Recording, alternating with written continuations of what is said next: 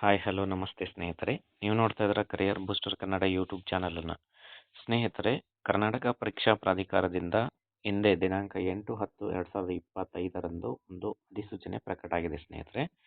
ಇದಕ್ಕೆ ಸಂಬಂಧಪಟ್ಟಂತೆ ಯಾರೆಲ್ಲ ಈಗಾಗಲೇ ತಾವು ಅಪ್ಲಿಕೇಶನ್ ಅನ್ನು ಹಾಕೋದಕ್ಕೆ ತಯಾರಿಯನ್ನು ನಡೆಸಿದ್ದೀರಾ ಅವರಿಗೆ ಒಂದು ಸಿಹಿ ಸುದ್ದಿ ಅಂತಾನೆ ಹೇಳ್ಬೋದು ಸ್ನೇಹಿತರೆ, ಕರ್ನಾಟಕ ಪರೀಕ್ಷಾ ಪ್ರಾಧಿಕಾರವು 650ಕ್ಕೂ ಹೆಚ್ಚು ಹುದ್ದೆಗಳ ಒಂದು ಬೃಹತ್ ನೇಮಕಾತಿ ಅಧಿಸೂಚನೆಯನ್ನ ಅತಿ ಶೀಘ್ರದಲ್ಲಿ ಹೊರಡಿಸುತ್ತೆ ಅನ್ನೋದ್ರ ಬಗ್ಗೆ ನಾವು ಈ ಚಾನಲ್ ಮೂಲಕ ಈಗಾಗಲೇ ಮೊದಲೇನೆ ತಿಳಿಸಿದ್ವಿ. ಅದಕ್ಕೆ ಸಂಬಂಧಪಟ್ಟಂತೆ ಇಂದು ಅಧಿಕೃತವಾಗಿ ಕರ್ನಾಟಕ ಪರೀಕ್ಷಾ ಪ್ರಾಧಿಕಾರದಿಂದ ಒಂದು ಸರ್ಕಾರದ ಅಧಿಸೂಚನೆ, ಅಂದರೆ ಯಾವ್ಯಾವ ಇಲಾಖೆಗಳಲ್ಲಿ ಎಷ್ಟು ಹುದ್ದೆಗಳು ಖಾಲಿ ಇದ್ದಾವೆ, ಅದಕ್ಕೆ ಅರ್ಹತೆ ಏನು ಅನ್ನೋದ್ರ ಬಗ್ಗೆ ಸಂಪೂರ್ಣ ಮಾಹಿತಿಯನ್ನು ನಾವು ಈ ವಿಡಿಯೋದಲ್ಲಿ ಡಿಸ್ಕಸ್ ಮಾಡೋಣ ಸ್ನೇಹಿತರೆ. ಯಾರೆಲ್ಲ ಈ ಚಾನಲ್ಗೆ ಹೊಸದಾಗಿ ತಾವು ಭೇಟಿ ಕೊಟ್ಟಿದ್ದೀರಾ ತಾವೆಲ್ಲರೂ ಕೂಡ ದಯಮಾಡಿ ಚಾನಲ್ನ ಸಬ್ಸ್ಕ್ರೈಬ್ ಮಾಡಿ ಪಕ್ಕದಲ್ಲಿರ್ತಕ್ಕಂಥ ಬೆಲ್ ಐಕನ್ ಬಟನನ್ನು ಪ್ರೆಸ್ ಮಾಡೋದ್ರ ಮೂಲಕ ಹೊಸ ನೋಟಿಫಿಕೇಷನನ್ನು ಪಡಿಬೋದು. ಹಾಗೆಯೇ ಈ ವಿಡಿಯೋ ಇಷ್ಟ ಆಗಿದ್ದರೆ ಲೈಕ್ ಮಾಡಿ, ಶೇರ್ ಮಾಡಿ, ಕಮೆಂಟ್ ಮಾಡೋದನ್ನು ಸಹ ಮರಿಬೇಡಿ ಸ್ನೇಹಿತರೆ. ಬನ್ನಿ ತಡ ಮಾಡದೆ ಈ ವಿಡಿಯೋನ ಸ್ಟಾರ್ಟ್ ಮಾಡೋಣ. ಕೊನೆ ತನಕ ತಾವು ಮಿಸ್ ಮಾಡದೆ ವಿಡಿಯೋನ ನೋಡಿದಲ್ಲಿ ಈ ಸಂಪೂರ್ಣ ಅಧಿಸೂಚನೆಗೆ ಸಂಬಂಧಪಟ್ಟಂತೆ ತಮಗೆ ಯಾವುದೇ ಡೌಟ್ ಇದ್ರೂ ಕ್ಲಿಯರ್ ಆಗುತ್ತೆ ಸ್ನೇಹಿತರೆ. ನೋಡಿದ್ರಲ್ಲ, ದಿನಾಂಕ 8/10/2025 ಅಂದರೆ ಹಿಂದೆ ಪ್ರಕಟ ಆಗಿರತಕ್ಕಂತಹ ಒಂದು ಫ್ರೆಶ್ ಅಧಿಸೂಚನೆ ಸ್ನೇಹಿತರೆ. ನಮ್ಮ ಚಾನಲ್ನಲ್ಲಿ ಯಾವತ್ತಿದ್ರೂ ಕೂಡ ಒಂದು ಅಧಿಕೃತ ಮಾಹಿತಿಯನ್ನು ಹಂಚಲ್ಪಡುತ್ತೆ ಸ್ನೇಹಿತರೆ. ಹಾಗಾಗಿ ಈ ಒಂದು ಅಧಿಕೃತವಾಗಿ ಅಧಿಸೂಚನೆ ಹೊರಡಿಸೋದನ್ನು ನಾವು ಕಾಯ್ತಾ ಇದ್ವಿ. ಹಾಗಾಗಿ ಸ್ವಲ್ಪ ತಡವಾಗಿದೆ ಈ ಒಂದು ವಿಡಿಯೋನ ಅಪ್ಲೋಡ್ ಮಾಡೋದರಲ್ಲಿ, ದಯಮಾಡಿ ಕ್ಷಮೆ ಇರಲಿ. ನೋಡಿ ಸ್ನೇಹಿತರೆ, ಈ ಒಂದು ಅಧಿಸೂಚನೆಯಲ್ಲಿ ಏನೆಲ್ಲ ಡೀಟೇಲ್ಸ್ ಇದೆ ಅಂತಕ್ಕಂಥದ್ದನ್ನು ನಾವು ವಿವರವಾಗಿ ನೋಡ್ತಾ ಹೋಗೋಣ. ಸ್ನೇಹಿತರೆ, ಒಟ್ಟು 5 ಇಲಾಖೆಗಳಿಗೆ ಸಂಬಂಧಪಟ್ಟಂತಹ ಒಂದು ಅಧಿಸೂಚನೆ ಇದಾಗಿರುತ್ತೆ. ಮೊದಲನೇದಾಗಿ ಬೆಂಗಳೂರು ಅಭಿವೃದ್ಧಿ ಪ್ರಾಧಿಕಾರ, Karnataka soaps and detergent limited, ಹಾಗೆಯೇ ರಾಜೀವ್ ಗಾಂಧಿ ಆರೋಗ್ಯ ವಿಜ್ಞಾನಗಳ ವಿಶ್ವವಿದ್ಯಾಲಯ, ಕಲ್ಯಾಣ ಕರ್ನಾಟಕ ರಸ್ತೆ ಸಾರಿಗೆ ನಿಗಮ ಮತ್ತು ತಾಂತ್ರಿಕ ಶಿಕ್ಷಣ ಇಲಾಖೆ. ಒಟ್ಟು 5 ಇಲಾಖೆಗಳ 650ಕ್ಕೂ ಹೆಚ್ಚು ಹುದ್ದೆಗಳು ಕಲ್ಯಾಣ ಕರ್ನಾಟಕ ಹಾಗೂ ಕಲ್ಯಾಣ ಕರ್ನಾಟಕೇತರ ವಿಭಾಗದಲ್ಲಿ ಅಧಿಕೃತವಾಗಿ ಇಂದು ಅಧಿಸೂಚನೆ ಆಗಿರುತ್ತೆ. ಹಾಗೆಯೇ ಬೆಂಗಳೂರು ಅಭಿವೃದ್ಧಿ ಪ್ರಾಧಿಕಾರದಲ್ಲಿ ಖಾಲಿ ಇರತಕ್ಕಂತಹ ಹುದ್ದೆಗಳ ಬಗ್ಗೆ ನಾವು ನೋಡ್ತಾ ಹೋಗೋಣ. ಬೆಂಗಳೂರು ಅಭಿವೃದ್ಧಿ ಪ್ರಾಧಿಕಾರದಲ್ಲಿ ಒಟ್ಟು 7 ಹುದ್ದೆಗಳು ಖಾಲಿ ಇದ್ದಾವೆ ಸ್ನೇಹಿತರೆ. ಅದರಲ್ಲಿ ಪ್ರಥಮ ದರ್ಜೆ ಸಹಾಯಕರು ಹಾಗೆಯೇ ರೆವಿನ್ಯೂ ಇನ್ಸ್ಪೆಕ್ಟರ್ ಹುದ್ದೆ 1, ದ್ವಿತೀಯ ದರ್ಜೆ ಸಹಾಯಕರ ಒಟ್ಟು 6 ಹುದ್ದೆಗಳು. ಹಾಗೆಯೇ Karnataka soaps and detergent limited ನಲ್ಲಿ ಖಾಲಿ ಇರ್ತಕ್ಕಂತಹ ಒಟ್ಟು 14 ಹುದ್ದೆಗಳ ಬಗ್ಗೆ ನೋಡ್ತಾ ಹೋಗೋದಾದರೆ ಕಿರಿಯ ಮಾರುಕಟ್ಟೆ ಅಧಿಕಾರಿ, ಮಾರಾಟ ಪ್ರತಿನಿಧಿ ಹಾಗೆಯೇ ಆಪರೇಟರ್ ಹುದ್ದೆಗಳು ಇಲ್ಲಿ ಖಾಲಿ ಇರ್ತವೆ. ಹಾಗೆಯೇ ಮುಂದುವರಿಯುತ್ತಾ ರಾಜೀವ್ ಗಾಂಧಿ ಆರೋಗ್ಯ ವಿಜ್ಞಾನಗಳ ವಿಶ್ವವಿದ್ಯಾಲಯ ಬೆಂಗಳೂರು, ಇಲ್ಲಿ ಖಾಲಿ ಇರತಕ್ಕಂತಹ 4 ಹುದ್ದೆಗಳ ಬಗ್ಗೆ ನೋಡೋದಾದರೆ ಜೂನಿಯರ್ ಪ್ರೋಗ್ರಾಮರ್ ಗ್ರೂಪ್ ಬಿ ಹುದ್ದೆ, ಹಾಗೆ ಸಹಾಯಕ ಹುದ್ದೆ ಮತ್ತು ಕಿರಿಯ ಸಹಾಯಕರ ಒಟ್ಟು 4 ಹುದ್ದೆಗಳು ಇಲ್ಲಿ ಖಾಲಿ ಇರ್ತವೆ ಸ್ನೇಹಿತರೆ. ಹಾಗೆಯೇ ಮುಂದುವರಿಯುತ್ತಾ ಕಲ್ಯಾಣ ಕರ್ನಾಟಕ ರಸ್ತೆ ಸಾರಿಗೆ ನಿಗಮದಲ್ಲಿ ಖಾಲಿ ಇರತಕ್ಕಂತಹ ಒಟ್ಟು 253, ನೋಡಿ ಸ್ನೇಹಿತರೆ, ಅತಿ ಹೆಚ್ಚು ಹುದ್ದೆಗಳು ಇಲ್ಲಿ ಖಾಲಿ ಇರ್ತವೆ. ಅದರಲ್ಲಿ ಕ್ರಮೇಣವಾಗಿ ಸಹಾಯಕ ಲೆಕ್ಕಿಗ 13, ನಿರ್ವಾಹಕ ಹುದ್ದೆಗಳು 240. ಹಾಗೆಯೇ ತಾಂತ್ರಿಕ ಶಿಕ್ಷಣ ಇಲಾಖೆಯಲ್ಲಿ ಒಟ್ಟು 43 ಹುದ್ದೆಗಳು ಖಾಲಿ ಇದ್ದು ಪ್ರಥಮ ದರ್ಜೆ ಸಹಾಯಕರ 16 ಹುದ್ದೆಗಳು, ದ್ವಿತೀಯ ದರ್ಜೆ ಸಹಾಯಕರ 27 ಹುದ್ದೆಗಳು ಇಲ್ಲಿ ಖಾಲಿ ಇರ್ತವೆ ಸ್ನೇಹಿತರೆ. ಹಾಗೆಯೇ ಮುಂದುವರಿಯುತ್ತಾ ಯಾವ್ಯಾವ ಹುದ್ದೆಗೆ ವಿದ್ಯಾರ್ಥಿ ಏನು ಅನ್ನೋದ್ರ ಬಗ್ಗೆ ನಾವು ಕೂಲಂಕುಷವಾಗಿ ನೋಡ್ತಾ ಹೋಗೋಣ. ಮೊದಲನೇದಾಗಿ ಪ್ರಥಮ ದರ್ಜೆ ಸಹಾಯಕ ಅಥವಾ ರೆವಿನ್ಯೂ ಇನ್ಸ್ಪೆಕ್ಟರ್ ಹುದ್ದೆಗೆ ವಿದ್ಯಾರ್ಥಿ ಬಂದ್ಬಿಟ್ಟು ಅಭ್ಯರ್ಥಿಯು ಭಾರತದಲ್ಲಿ ಸ್ಥಾಪಿಸಲ್ಪಟ್ಟ ವಿಶ್ವವಿದ್ಯಾಲಯದಿಂದ ಪದವಿಯನ್ನು ಹೊಂದಿರಬೇಕು. ತಾವು ಯಾವುದೇ ಪದವಿಯನ್ನು ಹೊಂದಿದ್ರೂ ಸಹ ಈ ಹುದ್ದೆಗೆ ಅರ್ಜಿ ಹಾಕಲು ಅರ್ಹರಾಗಿರ್ತೀರಿ ಸ್ನೇಹಿತರೆ. ಹಾಗೆಯೇ ದ್ವಿತೀಯ ದರ್ಜೆ ಸಹಾಯಕ ಮತ್ತು ಕಿರಿಯ ಸಹಾಯಕ ಹುದ್ದೆಗಳಿಗೆ ದ್ವಿತೀಯ PUC ಅಥವಾ ತತ್ಸಮಾನ, ಅಂದರೆ ತತ್ಸಮಾನ ಅಂತ ಹೇಳಿದರೆ CBSE ಮತ್ತು ICSE ಮಂಡಳಿ ನಡೆಸ್ತಕ್ಕಂತಹ ಕ್ಲಾಸ್ 12 ಪರೀಕ್ಷೆ, ಇತರೆ ರಾಜ್ಯ ಸರ್ಕಾರದ ಪರೀಕ್ಷಾ ಮಂಡಳಿಗಳಿಂದ ನಡೆಸುವ ಕ್ಲಾಸ್ 12 ಪರೀಕ್ಷೆ, ಹಾಗೆಯೇ national institute of open schooling ವತಿಯಿಂದ ನಡೆಸತಕ್ಕಂತಹ ಉನ್ನತ ಪ್ರೌಢ ಶಿಕ್ಷಣ ಕೋರ್ಸ್ HSC, 3 ವರ್ಷಗಳ ಡಿಪ್ಲೊಮಾ ಅಥವಾ 2 ವರ್ಷಗಳ ITI ಕೋರ್ಸನ್ನು ಮಾಡಿದ್ದವರು ಈ ಒಂದು ಹುದ್ದೆಗಳಿಗೆ ಅರ್ಜಿಯನ್ನು ಸಲ್ಲಿಸೋದಕ್ಕೆ ಅರ್ಹರಾಗಿರುತ್ತಾರೆ. ಹಾಗೆಯೇ ಮುಂದುವರಿಯುತ್ತಾ ನಿರ್ವಾಹಕ ಹುದ್ದೆಗೆ ನಾವು ಅರ್ಹತೆಯನ್ನು ನೋಡೋದಾದರೆ ಕಲಾ, ವಾಣಿಜ್ಯ, ವಿಜ್ಞಾನದಲ್ಲಿ PUC ಪರೀಕ್ಷೆಯಲ್ಲಿ ಉತ್ತೀರ್ಣರಾಗಿರ್ತಕ್ಕಂಥ ಅಭ್ಯರ್ಥಿಗಳು ಅಥವಾ 10+2 ICSE ಮತ್ತು CBSEಯಲ್ಲಿ ಉತ್ತೀರ್ಣ ಆಗಿರ್ತಕ್ಕಂಥ ಅಭ್ಯರ್ಥಿಗಳು, ಹಾಗೆಯೇ 3 ವರ್ಷಗಳ ಡಿಪ್ಲೊಮಾದಲ್ಲಿ ಉತ್ತೀರ್ಣರಾಗಿರ್ತಕ್ಕಂಥ ಅಭ್ಯರ್ಥಿಗಳು ನಿರ್ವಾಹಕ ಹುದ್ದೆಗೆ ಅರ್ಜಿಯನ್ನು ಸಲ್ಲಿಸಬಹುದು. ಹಾಗೆಯೇ ಮಾನ್ಯತೆ ಹೊಂದಿರತಕ್ಕಂತಹ ಮೋಟಾರ್ ವಾಹನ ಕಂಡಕ್ಟರ್ ಪರವಾನಗಿ ಮತ್ತು ಬ್ಯಾಡ್ಜ್ ಅನ್ನು ಹೊಂದಿರುವುದು ಕಡ್ಡಾಯ. ಇಲ್ಲಿ ನಿಗದಿಪಡಿಸಿರುವ ಭೌತಿಕ ಮಾನದಂಡದಂತೆ ಪುರುಷ ತೃತೀಯ ಲಿಂಗ ಅಭ್ಯರ್ಥಿಗಳು ಕನಿಷ್ಠ ಎತ್ತರ 160 ಸೆಂಟಿಮೀಟರ್ ಮತ್ತು ಮಹಿಳೆಯರು ಮತ್ತು ಮಹಿಳೆ ತೃತೀಯ ಲಿಂಗ ಅಭ್ಯರ್ಥಿಗಳು ಕನಿಷ್ಠ 150 ಸೆಂಟಿಮೀಟರ್ ಎತ್ತರ ಹೊಂದಿರತಕ್ಕಂಥದ್ದು ಕಡ್ಡಾಯ ಆಗಿರುತ್ತೆ ಸ್ನೇಹಿತರೆ. ಹಾಗೆಯೇ ಸಹಾಯಕ ಲೆಕ್ಕಿಗ ಅಂದರೆ ಅಕೌಂಟ್ ಅಸಿಸ್ಟೆಂಟ್ ಹುದ್ದೆಗೆ ಸಂಬಂಧಪಟ್ಟಂತೆ ಕಾನೂನಿನ ಮೂಲಕ ಸ್ಥಾಪಿಸಲಾಗಿರ್ತಕ್ಕಂತಹ ವಿಶ್ವವಿದ್ಯಾಲಯದಿಂದ ವಾಣಿಜ್ಯದಲ್ಲಿ 3 ವರ್ಷಗಳ ಬ್ಯಾಚುಲರ್ ಪದವಿ ಅಂದರೆ BComಗೆ ಸಂಬಂಧಪಟ್ಟಂತೆ ಯಾರೆಲ್ಲ ವಿದ್ಯಾರ್ಥಿಯನ್ನು ಹೊಂದಿದ್ದೀರಿ, ಹಾಗೆಯೇ ಕಂಪ್ಯೂಟರ್ ಜ್ಞಾನ ಅವಶ್ಯಕ ಆಗಿರುತ್ತೆ ಈ ಹುದ್ದೆಗೆ, ತಾವೆಲ್ಲರೂ ಕೂಡ ಸಹಾಯಕ ಲೆಕ್ಕಿಗ ಹುದ್ದೆಗೆ ಅರ್ಹರಾಗಿರ್ತೀರಿ ಸ್ನೇಹಿತರೆ. ಹಾಗೆಯೇ ಕಿರಿಯ ಅಧಿಕಾರಿ ಮಾರುಕಟ್ಟೆಗೆ ಸಂಬಂಧಪಟ್ಟಂತೆ any degree with PG diploma in marketing or MBA in marketing ಹುದ್ದೆಯನ್ನು ಅರ್ಹತೆಯನ್ನು ಪಡೆದಿರತಕ್ಕಂಥ ಅಭ್ಯರ್ಥಿಗಳು ಈ ಹುದ್ದೆಗೆ ಅರ್ಜಿಯನ್ನು ಸಲ್ಲಿಸಬಹುದು. ಹಾಗೆಯೇ ಮಾರಾಟ ಪ್ರತಿನಿಧಿ ಹುದ್ದೆಗೆ ಸಂಬಂಧಪಟ್ಟಂತೆ ಯಾವುದೇ ಪದವಿಯನ್ನು ಹೊಂದಿರತಕ್ಕಂಥ ಅಭ್ಯರ್ಥಿಗಳು ತಾವು ಅರ್ಜಿಯನ್ನು ಸಲ್ಲಿಸಬಹುದು. ಹಾಗೆಯೇ ಆಪರೇಟರ್ ಹುದ್ದೆಗೆ SSLC ವಿತ್ ITI ಪಾಸ್ ಆಗಿರ್ತಕ್ಕಂಥ ಅಭ್ಯರ್ಥಿಗಳು ಈ ಒಂದು ಹುದ್ದೆಗೆ ಅರ್ಜಿಯನ್ನು ಸಲ್ಲಿಸಬಹುದು.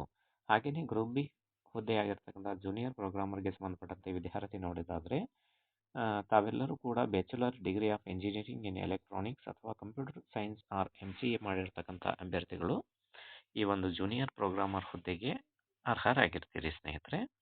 ಇದು ವಯಸ್ಸಿನ ವಯೋಮಿತಿಗೆ ಸಂಬಂಧಪಟ್ಟಂತೆ ನಾವು ನೋಡೋದಾದರೆ ಇಲ್ಲಿ ಇತ್ತೀಚೆಗೆ ಒಂದು ಸರ್ಕಾರದಿಂದ ಆಗಿರತಕ್ಕಂಥ ಆದೇಶದಲ್ಲಿ 3 ವರ್ಷಗಳ ಗರಿಷ್ಠ ವಯೋಮಿತಿ ಸಡಿಲಿಕೆಯನ್ನು ನೀಡಲಾಗಿತ್ತು. ಅದನ್ನು ಇಲ್ಲಿ ಅಳವಡಿಸಿಕೊಳ್ಳಲಾಗಿದೆ.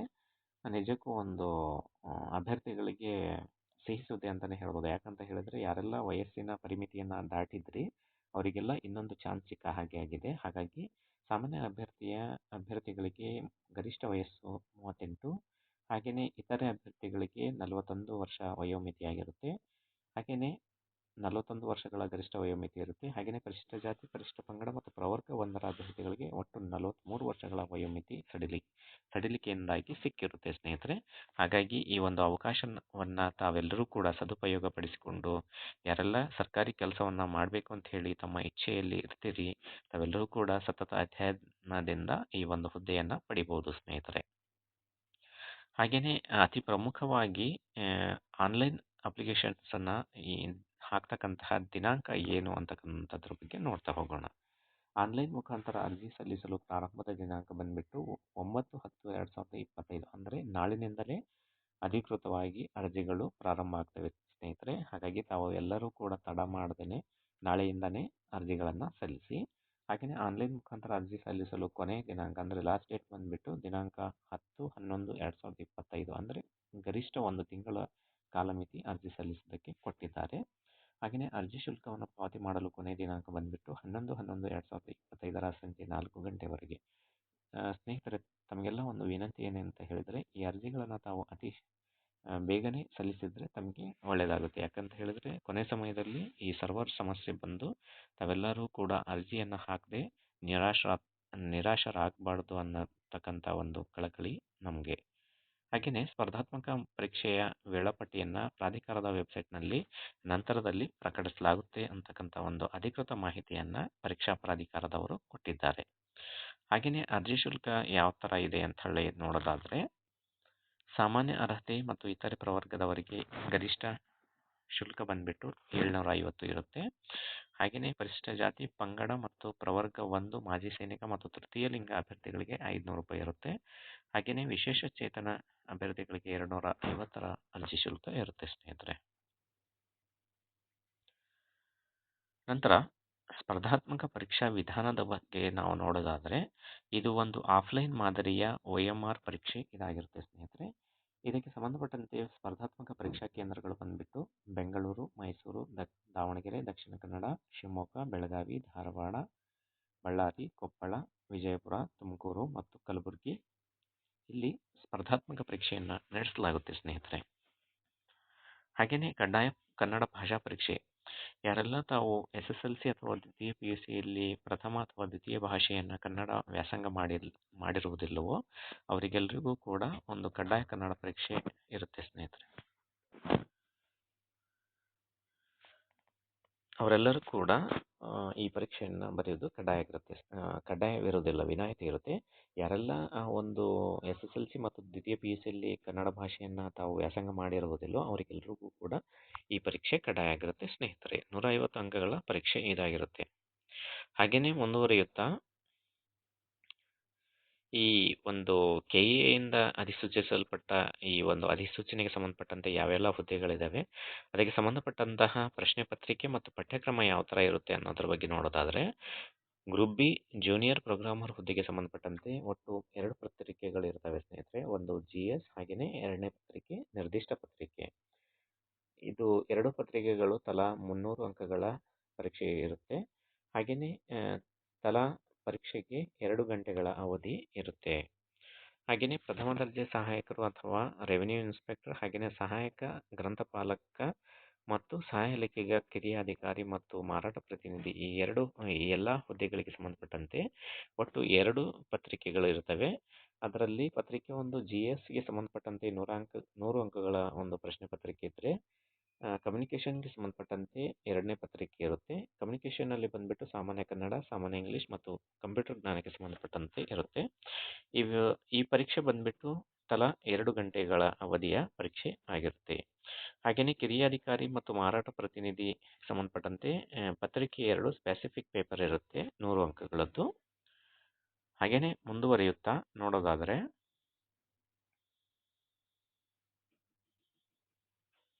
ದ್ವಿತೀಯ ದರ್ಜೆ ಸಹಾಯಕರು, ಕಿರಿಯ ಸಹಾಯಕ, ಆಪರೇಟರ್ ಮತ್ತು ನಿರ್ವಾಹಕ ಹುದ್ದೆಗಳಿಗೆ ಸಂಬಂಧಪಟ್ಟಂತೆ ಪತ್ರಿಕೆ 1 GS ಇರುತ್ತೆ. ಹಾಗೆಯೇ ಪತ್ರಿಕೆ 2 ಕಮ್ಯುನಿಕೇಷನ್ ಇರುತ್ತೆ. ಇದು ಕೂಡ 100 ಅಂಕಗಳ ಪ್ರತಿ ಪ್ರಶ್ನೆ ಪತ್ರಿಕೆ 100 ಅಂಕ.